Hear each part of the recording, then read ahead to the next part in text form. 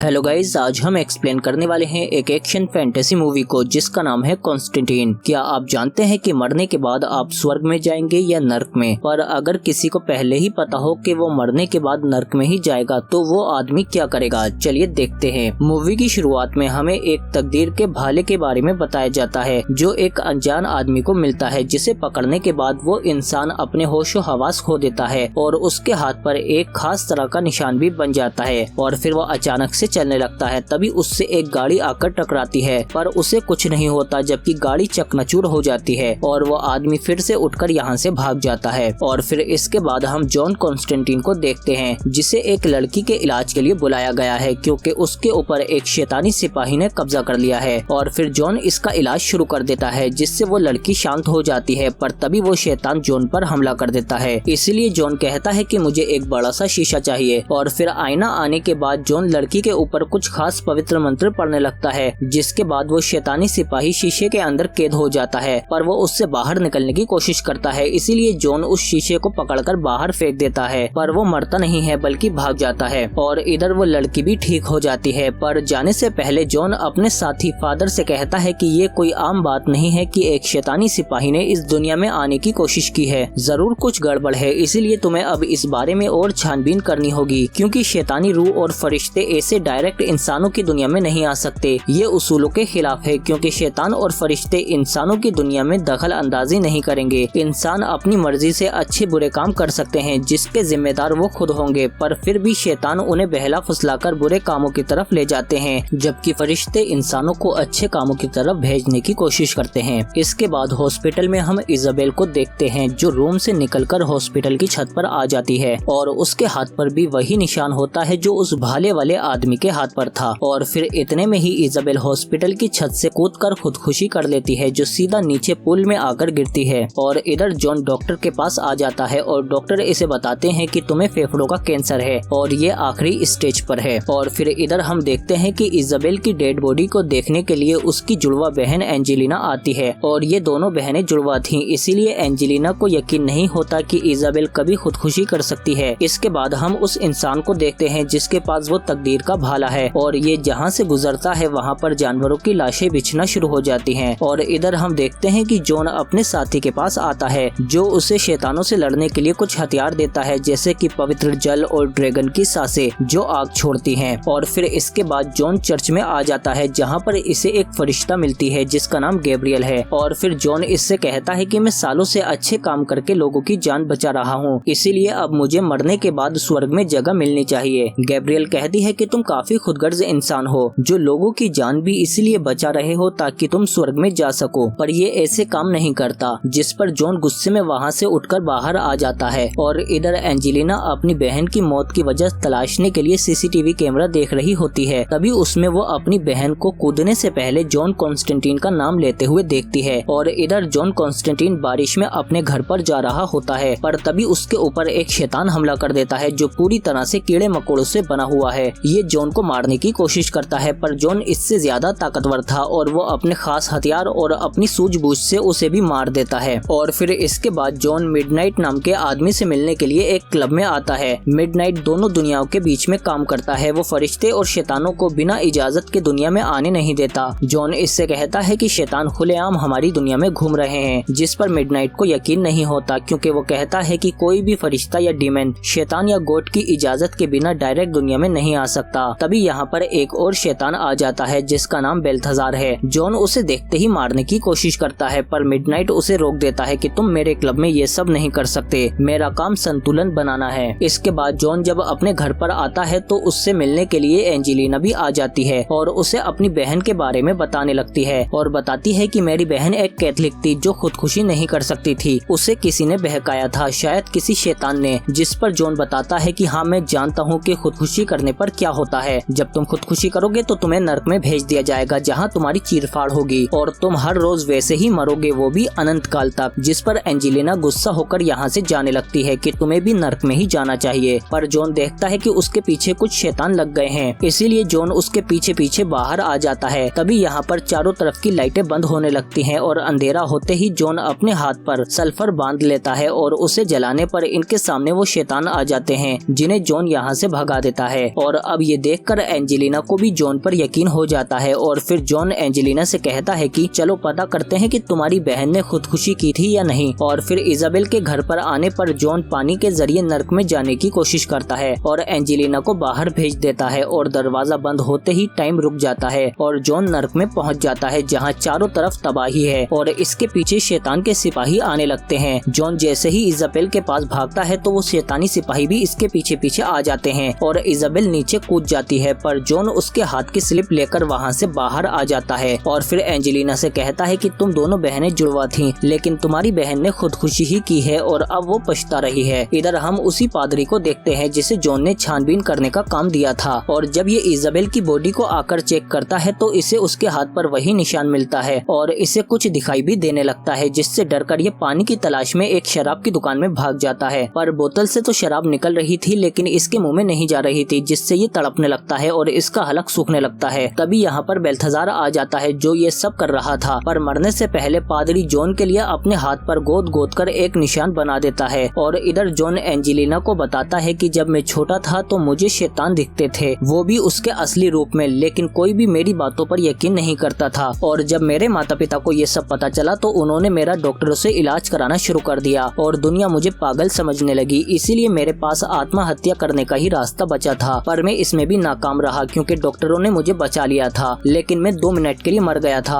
और उसी दौरान मैं नर्क में था। वहाँ पर टाइम रुक जाता है और 2 मिनट 1 सदी के बराबर होते हैं और इसीलिए कायदे के मुताबिक मरने के बाद मुझे भी नर्क में भेजा जाएगा क्योंकि मैंने खुदकुशी की कोशिश की थी। और यकीन जानो नर्क और स्वर्ग हमारी दुनिया के ही पीछे है, हर दीवार और जमीन के पीछे, और इंसान इन दोनों के बीच में है। लेकिन शैतान और फरिश्ते इंसानों के रूप में हमारी दुनिया में आते हैं और शैतान हमें बहकाते हैं और बुरे काम कराते हैं ताकि मरने के बाद हमारी आत्मा नर्क में जाए, जबकि फरिश्ते हमें उनसे बचाते हैं और अच्छे कामों की तरफ हमें ले जाते हैं। तभी एंजेलिना के पास फोन आता है और ये लोग फौरन उस पादरी के पास आ जाते हैं जो मर चुका है। और जब जॉन उसका हाथ चेक करता है तो उसके हाथ पर भी वही निशान होता है जो इजाबेल और उस भाले वाले आदमी के हाथ पर था। इसके बाद जॉन घर पर आकर एंजेलिना से पूछता है कि तुम दोनों बहनें जुड़वा थी, इसीलिए तुम दोनों एक जैसा सोचती होगी और इजाबेल ने मरने से पहले तुम्हारे लिए कोई मैसेज जरूर छोड़ा होगा। और फिर याद करने पर एंजेलिना को अपनी बहन का मैसेज मिल जाता है जो शैतान की धार्मिक किताब का एक चैप्टर है। और फिर जब जॉन अपने साथी से इस बारे में पूछता है तो वो इसे बताता है कि वो निशान मेमन का है, यानी शैतान के बेटे का,